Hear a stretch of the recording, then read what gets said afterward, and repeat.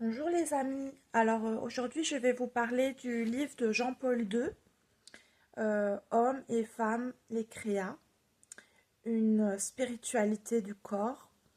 Donc c'est un des livres qui parle de justement ce qu'on appelle la théologie du corps. Et je ne vais pas le décrire dans son intégralité parce que le livre est très très long. Il fait 600 pages et le but de mes vidéos n'est pas d'ouvrir une université catholique, mais plutôt de réfléchir sur des lectures. C'est comme un club de lecture, si vous voulez. Le but n'est pas du tout universitaire, mais d'ouvrir des pistes de réflexion sur des études futures que je ferai probablement. Donc, je vais faire juste très très brièvement ce que j'ai compris du livre. Je l'ai lu de manière transversale. Donc, il y a déjà 4 parties dans ce livre que j'ai répertoriées. Donc, il y a à l'image de Dieu, euh, l'homme et la femme, corps, cœur et esprit, théologie du mariage sous le signe de la résurrection, et le cœur humain dans le plan divin.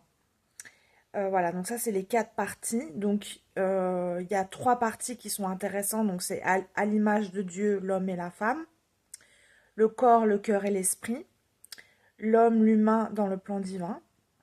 Pour ce qui est de la théologie du mariage, je pense que c'est un peu tôt. Moi je suis dans un sacrement de confirmation, donc je ne suis pas encore arrivée aux étapes du mariage. Il y a des étapes à passer avant de se marier. Voilà, donc cette partie-là, je l'ai moins travaillée. Donc voilà, donc dans la Bible, il est écrit que l'homme et la femme doivent s'unir naturellement. Donc ça, c'est des versets bibliques. Il n'est pas bon que l'homme soit seul. Donc ça, c'est un des passages de la Bible. Il y a ce qu'on appelle une indissolubilité du mariage. Donc en fait, quand on rentre dans la vie chrétienne, bien sûr qu'on a le vœu de se marier. C'est le but final de la rentrée dans la vie spirituelle. Mais il y a des étapes, bien sûr, avant de passer à ça. Et donc Jean-Paul II parle de la vie conjugale. Donc il parle de la communion de l'homme et de la femme, qui est le but entre l'homme et la femme, qui s'unissent de manière divine, à l'image de Dieu. Ils sont une et même chair. Donc il y a toute une réflexion notamment sur la pudeur de Adam et Ève, qui sont dans le jardin, et on découvre qu'ils sont nus, et en découle la honte. Donc il y a toute une interprétation, une étude de qu'est-ce que c'est que la honte, pourquoi ils se sont enfuis lorsqu'ils ont su qu'ils étaient nus, etc. Donc c'est ce qu'on appelle l'innocence originelle. Donc dans la fusion homme et femme, on recherche ce même idéal de fusion, ce même idéal de pureté, de se rendre compte que le rapport au corps est un rapport qui pose problème et qui questionne la société. Donc, l'innocence originelle, en fait, le don de la femme de son corps envers son mari, c'est quelque chose qui, dans la Bible, est sacré. Et en fait, l'homme, par sa masculinité, il va apporter une profondeur intime dans la maîtrise de soi, qui fait que l'union entre l'homme et la femme va être complémentaire. La femme va être naturellement pure, chaste, et l'homme va être masculin, protecteur, et dans une très très grande maîtrise de lui-même. Et l'union entre l'homme et la femme est qualifiée par le pape comme divine et non maligne. Voilà. Et l'homme doit se détacher de son père et de sa mère, c'est quelque chose qui est naturel dans le cours biologique de la vie, pour trouver sa famille. Voilà. C'est la Bible qui le dit et c'est Jean-Paul II qui le dit. Donc c'est très important. Donc, en fait, conscient de la signification de son propre corps, l'être humain, en tant qu'homme et femme, entre dans le monde comme sujet de vérité et d'amour. L'union entre l'homme et la femme est une union d'amour et non pas de concupiscence, d'infidélité, d'intérêt personnel ou d'orgueil. C'est vraiment le prolongement de l'amour divin.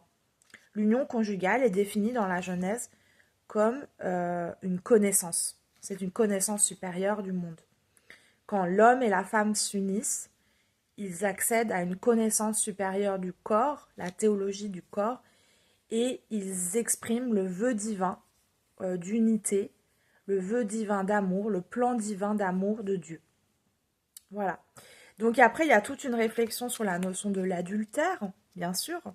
Donc il y a des passages. Quiconque regarde une femme pour la désirer a déjà commis un adultère avec elle. Donc ça, c'est l'idée commune que en fait l'adultère, il peut être de corps ou il peut être de cœur. Donc l'adultère, c'est la notion en fait de convoiter quelqu'un. C'est-à-dire que même si vous draguez quelqu'un, un collègue de travail ou si vous avez des relations extra-conjugales, eh bien vous êtes déjà dans ce qu'on appelle un adultère. Il faut savoir que dans la tradition populaire, l'homme souvent a le droit de faire des adultères, parce que c'est un homme, parce qu'il a beaucoup de droits. En revanche, la femme, ça c'est complètement interdit, hein. La femme qui commet un adultère dans les sociétés très traditionnelles va jusqu'à la lapidation dans certains pays, donc les pays d'Arabie Saoudite. Et même en Europe, c'est très très mal vu, hein. Une femme qui commet l'adultère, c'est vraiment du niveau très très bas social, hein.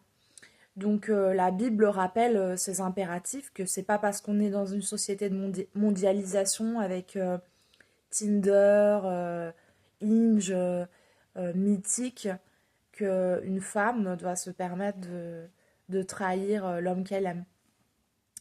Donc on est dans une vision bien sûr patriarcale, traditionnaliste. Donc l'adultère est très très grave dans la conception chrétienne. Elle est plus grave pour la femme que pour l'homme, bien sûr, parce que la femme, c'est elle qui a croqué la pomme, c'est elle qui est fautive, et non l'homme dans la conception catholique. Malheureusement pour les femmes, hein, c'est terrible, hein. Donc c'est la honte originelle de ce savoir nu qui mène à la pudeur. Voilà. Et donc il y a toute une réflexion sur la concupiscence, les péchés de l'Église, les péchés de la chair. Donc là, il y a toute une énumération. Bah, ça peut être les impuretés, l'ivresse, l'orgie, convoiter son prochain, même spirituellement, parce qu'il a plus de biens que nous, il a plus de richesses, etc. La convoitise est un très très grave péché. Il y a aussi l'idolâtrie, la magie, la haine. Voilà. Donc, pour accéder à ce que le philosophe avait dit, le philosophe Emmanuel Kant avait dit la liberté, bah là, Jean-Paul II, il dit la liberté, c'est lié au commandement de l'amour. C'est-à-dire qu'on acquiert en fait une liberté sociale à partir du moment où on s'oriente dans des processus d'amour. Et ça reprend un peu l'idée d'Emmanuel Kant qui disait qu'il n'y a de responsabilité sociale, il n'y a d'autonomisation de la personne que dans la compréhension de la liberté humaine. Ça, c'était une phrase très kantienne que j'avais étudiée dans mes études, que en fait, la liberté est une responsabilité. Et là, Jean-Paul II dit la même chose, que la liberté de l'amour, en fait, aimer, qui est un travail, eh bien, est le seul moyen de parvenir à la liberté. Voilà. Donc, respect aussi du corps. Donc, il y a une petite réflexion sur l'hygiène du corps. C'est-à-dire qu'aussi dans le christianisme, on doit faire attention à son corps, à son apparence, parce que comme on est garant de la divinité de Dieu, eh bien notre corps est réceptacle de l'amour divin. Donc on doit en prendre soin, on doit être gentil avec son corps. Après, il n'y a pas de description de faire du sport, d'aller à l'aquagym, tout ça, bien sûr que non. Mais il y a une exigence de prendre soin de son corps, de sa santé, pour respecter Dieu. La pureté est l'expression de la vie selon l'esprit. Voilà, la pureté du corps, être bien dans son corps, c'est aussi respecter Dieu. Voilà.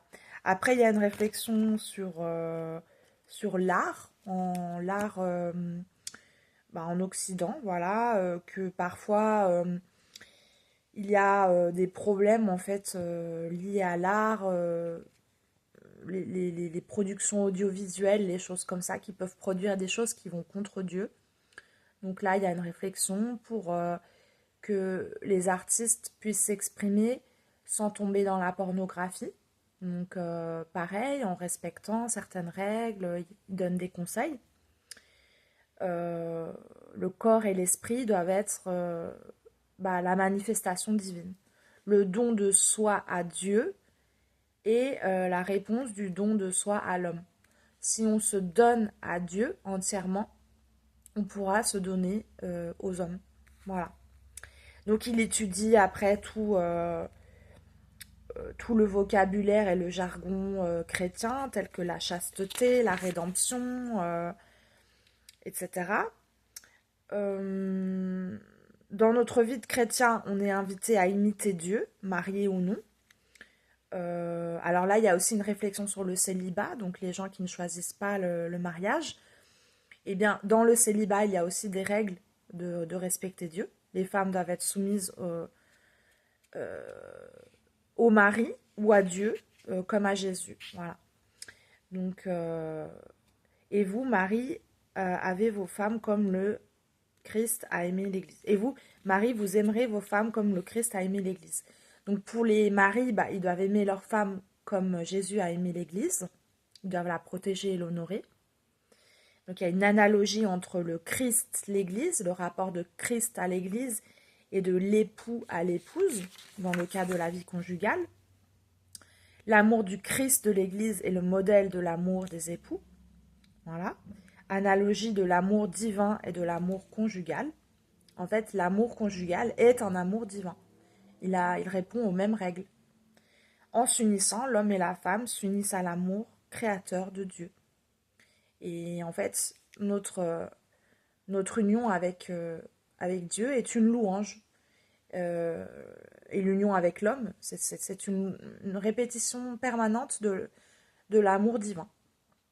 L'alliance est basée sur le lien conjugal. Après, il y a une réflexion sur le cantique des cantiques. Donc ça, c'est un peu trop technique pour moi.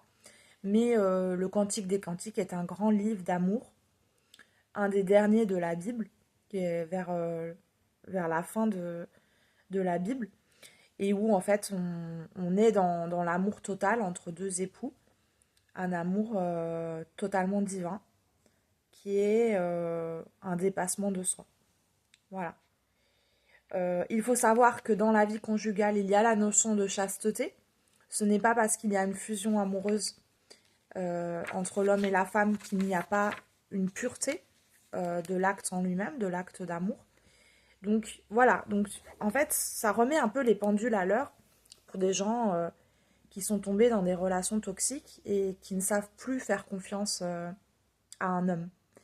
Quand on lit ces livres théologiques, on retrouve des choses fondatrices.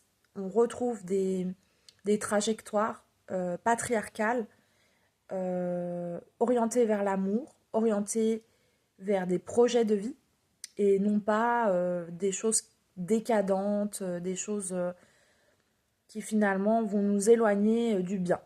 Voilà. Donc je vous souhaite une bonne lecture. Veuillez m'excuser, c'était pas très approfondi. Mais là, le prochain livre, je vais le plus l'approfondir. Donc c'est La théologie du corps de Christopher West. Voilà. J'ai eu des problèmes de connexion, donc voilà. Mais ce livre était quand même, il faisait 600 pages, donc c'était quand même un peu beaucoup pour moi. Mon master, ça fait 2 ans que j'ai fait 3 ans que j'ai fait mon master, donc pour se replonger dans un livre de 600 pages, ça demande quand même beaucoup de travail. Donc voilà, je vous ai fait juste un petit récapitulatif, j'espère que ça vous fera plaisir. Et je vous dis à très bientôt pour le livre de Christopher West. Merci, au revoir.